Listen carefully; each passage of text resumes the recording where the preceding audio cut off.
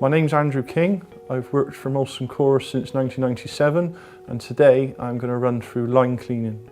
We start off in the cellar and the first task we complete is we switch our remote cooler off.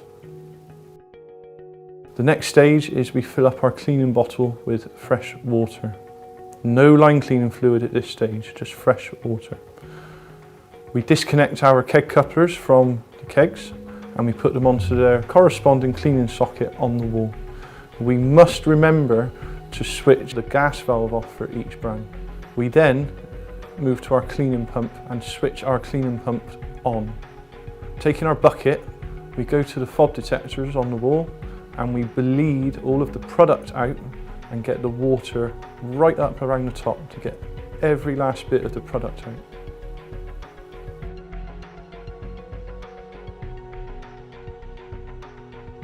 And on each of the taps for each product, we pour all of the product out and get the water up through.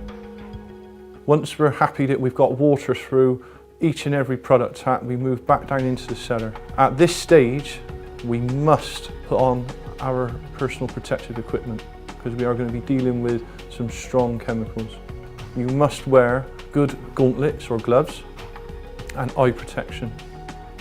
Full wraparound goggles are best to prevent splashes from getting in. It is very, very important. We are now ready to handle the cleaning chemical.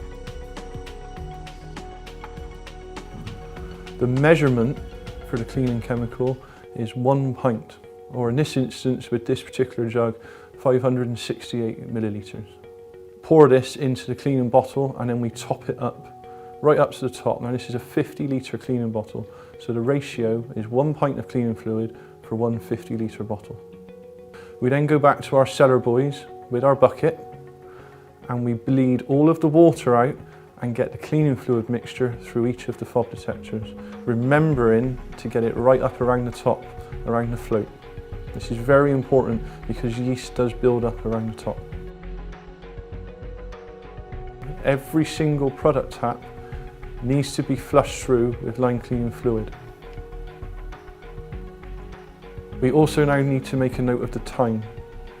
It is very important that line cleaning fluid is not left in the lines for very long.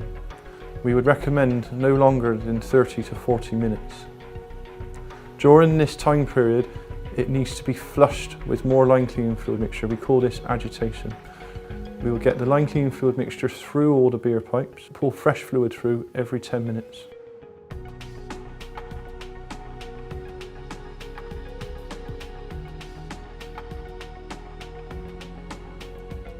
Any excess cleaning fluid which is in the cleaning bottle, we would tip down the drain.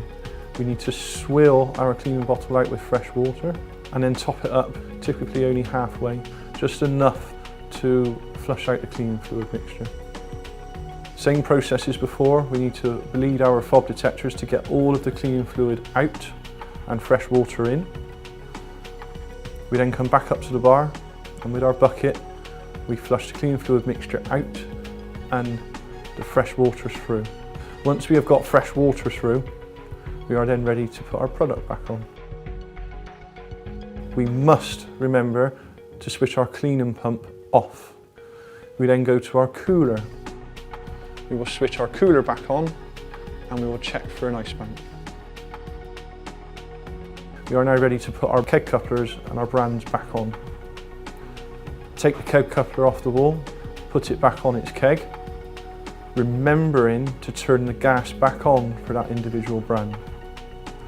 If we forget to do this, the brands will pour slower and slower and eventually stop. We then take our bucket and we bleed each of the cellar boys to get the fresh water out in its entirety and the product back in, remembering to get all of the air out.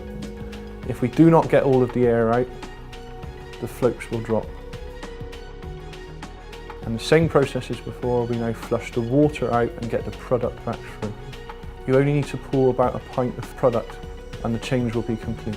By following these procedures weekly, you will have a great pint every time.